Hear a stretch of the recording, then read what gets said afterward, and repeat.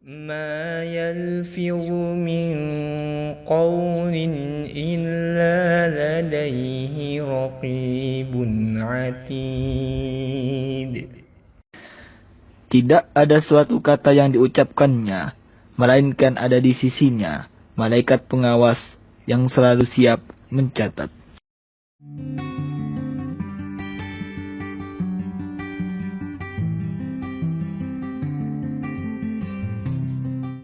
Bismillahirrahmanirrahim. Assalamualaikum warahmatullahi wabarakatuh. Alhamdulillah wassalatu wassalamu ala rasulillah. Pencinta ilmu komunikasi Islam, kita lanjutkan kuliah kita tentang bentuk-bentuk ilmu komunikasi Islam. Kemarin kita sudah antarkan tentang apa itu dan dari mana bentuk-bentuk 4 dari ilmu komunikasi Islam itu kita dapatkan. Lalu hari ini insya Allah kita akan mulai masuk ke pengantar tentang komunikasi manusia dengan Sang Pencipta. Jadi kita akan mulai masuk kepada komunikasi manusia dengan Sang Pencipta. Pencinta ilmu komunikasi Islam, komunikasi manusia dengan Allah menempati posisi terpenting dalam kehidupan manusia. Ini merupakan posisi terpenting dalam kehidupan manusia. Dia harus paham betul bagaimana dia harus berkomunikasi dengan Allah Subhanahu wa taala. Manusia yang terputus komunikasinya dengan Sang Pencipta seperti manusia yang telah mati. Seperti manusia yang telah mati. Ketika dipanggil oleh Allah dengan ya ayyuhallazina amanu, wahai orang-orang yang beriman, ya, ternyata tidak merespon. Ternyata tidak merespon. Tidak merespon itu adalah contoh dan ciri orang yang mati. Kemudian tidak ada keinginan untuk berkomunikasi dengan Sang Pencipta, itu juga ciri bahwa dia sepertinya sudah tidak ada kebutuhan untuk bertemu dengan Allah Subhanahu wa taala, padahal dia sangat membutuhkannya. Nah, manusia yang terputus komunikasi dengan Allah Subhanahu wa taala seperti ini ibarat kita berada di hutan belantara, kemudian kita tidak tahu mana tempat keluarnya. Kenapa? Kita kehilangan alat pandu. Enggak ada peta, enggak ada GPS, enggak ada yang lain-lain yang bisa memandu kita untuk keluar. Dan hidup ini yang cukup panjang yang akan kita jalani, puluhan tahun yang akan kita jalani, ini tanpa ada panduan, maka nggak mungkin kita akan sampai ke tujuan. Dan Allah Subhanahu wa taala telah menurunkan hal itu supaya kita bisa mendapatkan panduan bagaimana menjalani hidup. Itu harus kita dipandu oleh Allah Subhanahu wa taala. Nah, barang siapa yang disesatkan oleh Allah seperti ini, zalika hudallah yahdi bihi may yasha wa may yudlilillah fama lahu min had. Ini adalah hidayah yang Allah Subhanahu wa taala akan kami berikan, dia akan berikan kepada siapa yang dia kehendaki. Kalau Allah sesatkan, maka tidak ada yang bisa memberikan petunjuk. Ini sangat mengerikan kalau terputus hubungan kita dengan Allah Subhanahu wa taala. Nah, pencinta ilmu komunikasi Islam, ibarat yang lain bisa kita katakan bahwa manusia yang terputus hubungannya, komunikasinya dengan Sang Pencipta ini, dengan Allah Subhanahu wa taala, seperti orang yang sudah kehilangan oksigen, nggak ada udara lagi, sesak hidupnya, seperti orang yang sesak hidupnya. Dia tidak menjalani hidup dengan nyaman, dada terasa sempit, tidak plong dan sebagainya. Disebut dengan orang yang disebutkan dalam surah Al-An'am 125, "Faman yuridillah ayyahdiyahu yashrah sadrahu lil Islam. Wa may yurid ay yudhillahu yaj'al sadrahu dayyiqan harajan ka'annama yas'adu bis sama. Barang siapa yang diinginkan oleh Allah untuk dapatkan hidayah, Allah lapangkan dadanya untuk menerima ajaran Islam. Tapi barang siapa yang Allah hendak sesatkan, Allah jadikan dadanya ini sempit, kemudian haraj, susah sekali, seperti orang-orang yang mau naik ke langit kemudian kehilangan oksigen sehingga dia tidak mampu untuk menjalankan dan melanjutkan usahanya untuk naik ke langit tersebut.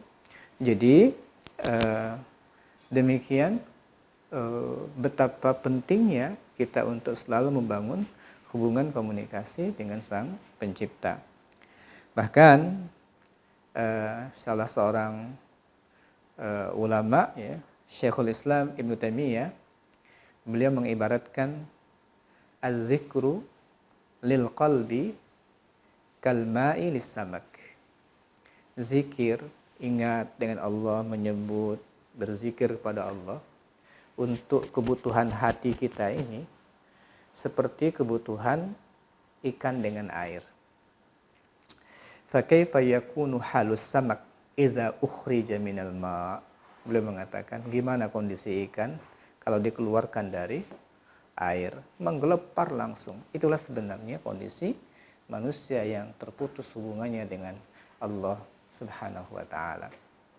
Pencinta ilmu komunikasi Islam, nah kalau kita selaku pembelajar ingin membahas, ingin meneliti, ingin mengetahui lebih mendalam, kalau komunikasi kita dengan Sang Pencipta ini penelitiannya seperti apa, kemudian bidang ruang lingkup kajiannya seperti apa. Di antara yang bisa kita lakukan adalah mengkaji literatur, baik Al-Quran, hadis, bagaimana sebenarnya komunikasi manusia dengan Sang Pencipta. Ini lapangan kajian yang sangat-sangat terbuka, masih sangat luas untuk kita kaji secara mendalam. Kita perlu orang-orang yang mendalami hal ini. Oleh sebab itu, pendalaman terhadap ilmu-ilmu agama ditambah dengan ilmu bahasa Arab untuk memahami Al-Quran dan hadis itu, kemudian mendalami tentang bagaimana sebenarnya komunikasi manusia dengan Sang Pencipta dan yang lain-lainnya, ini memerlukan banyak orang untuk melakukan kajiannya. Kemudian kajian tentang unsur-unsur komunikasi dengan Allah Subhanahu wa taala. Di situ ada manusia yang akan membangun hubungan dengan Sang Pencipta, ada pesan-pesan yang disampaikan oleh mereka, ada media yang disediakan oleh Allah untuk berkomunikasi, ada Allah Subhanahu wa taala yang kita hendak berkomunikasi dengannya, dan ada efeknya yang bisa kita lihat bagaimana seorang manusia itu jika mereka berkomunikasi dengan Sang Pencipta. Kemudian ada juga fenomena yang menarik, kajian menarik tentang komunikasi manusia dengan Sang Pencipta, yaitu ada aktivitas repetisi. Ada aktivitas repetisi, yaitu pengulangan yang dahsyat. Ini perlu kita kaji luar biasa ini. Umpamanya, sholat 5 kali sehari, ada pengulangan begitu. Ada Al-Fatihah yang minimal dibaca 17 kali sehari. Ada azan 5 kali. Ada zikir 3 kali, 1 kali, 3 kali, 10 kali, 33 kali, bahkan ada yang 100 kali. Ada tobat, istighfar sampai 70 sampai 100 kali. Nah, pengulangan-pengulangan ini per hari tentunya dalam ilmu komunikasi pasti ada sesuatunya. Untuk apa pengulangan tersebut? Untuk apa pengulangan tersebut? Kemana endingnya? Untuk apa kita harapkan? Apa efeknya? Luar biasa tentang kajian tersebut. Jadi yang paling pertama umpamanya tentang manusia. Ketika kita ingin mengkaji tentang manusia dan hubungannya dengan Sang Pencipta, Al-Quran membuat 3 kategori contoh. Ya, ada 3 kategori. Ada yang disebut oleh Al-Quran dalam surah Fatir ayat 32, ada yang disebut dengan zalimun li nafsih, orang yang suka menzolimi dirinya. Ada yang muktasid, ada kelompok pertengahan, ada yang sabiqun bil khairat, ada yang berlomba-lomba untuk kebaikan. Nah, ini kan perlu kita kaji. Indikator-indikatornya disebutkan oleh para ulama tafsir. Di antaranya kalau kita buka tafsir Ibnu Katsir, zalimun li nafsi, kelompok yang suka menzalimi diri, ini manusia dengan Allah Subhanahu wa taala seperti apa?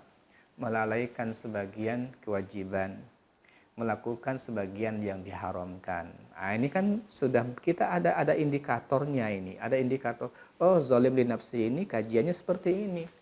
Dia dengan Allah Subhanahu wa taala, kewajiban yang diperintahkan ternyata sebagian dilalaikan, yang dilarang malah sebagian dilakukan. Bagaimana nanti efeknya kalau dia seperti ini?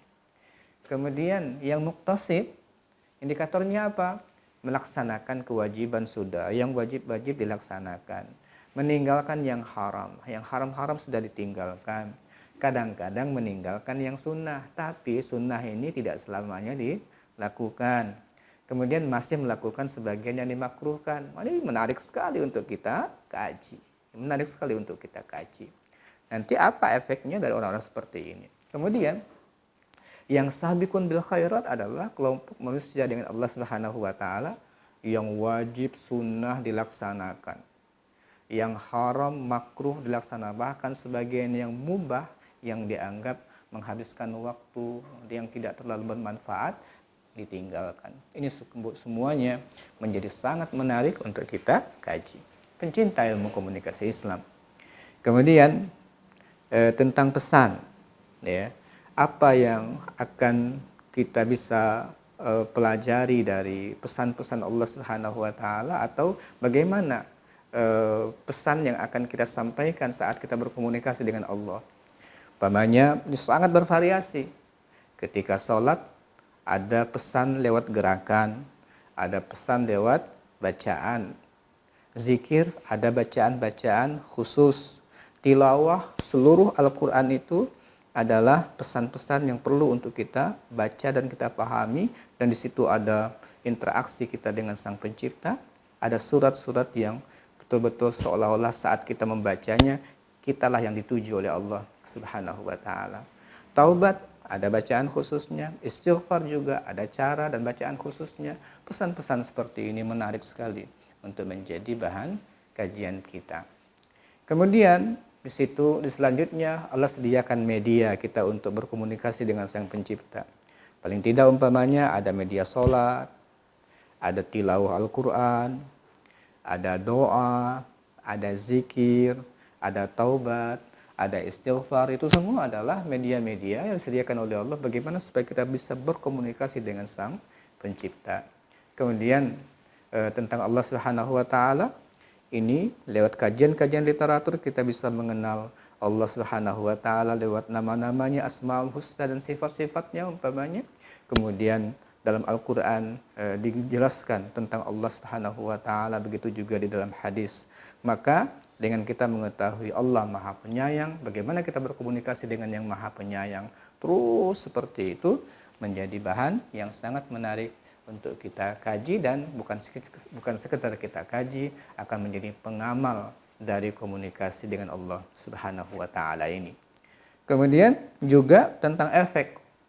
Ini juga menarik untuk menjadi bahan kajian.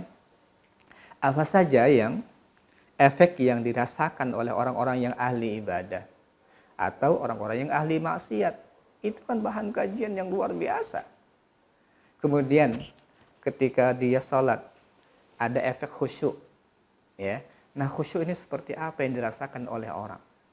Ini juga menjadi bahan kajian. Ada tumakninah, ada tumakninah, ketenangan, ada insyirahus sadr, ada kelapangan dada. Bahkan dalam Al-Quran dikatakan bisa ketika orang baca Al-Quran itu ini kulit, ya, talinul qulub, talinul julud wal qulub, sampai ini berinteraksi. Kulit ini bisa berinteraksi, hati juga bisa menjadi tenang. Kemudian orang ketika baca Quran berinteraksinya baca seperti ini Al-Quran, begitu dia baca gitu, ternyata ada efek di hati mereka yang apabila mereka baca kharru sujada wa bukiya, mereka langsung bersungkur sujud sambil menangis kepada Allah Subhanahu wa taala. Nah, hal-hal seperti ini, efek-efek seperti ini sangat banyak kita temukan nanti di dalam komunikasi kita dengan Sang Pencipta.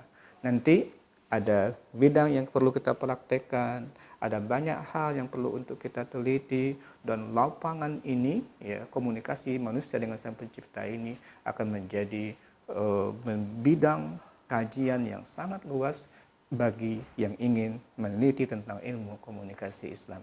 Mudah-mudahan ini pengantar yang bisa membuka cakrawala kita semuanya dan memberikan inspirasi untuk kita semuanya. Mari kita sama-sama untuk meneliti hal-hal seperti ini, tapi tidak sekedar menjadi peneliti, tapi menjadi pengamal. Itu yang paling penting.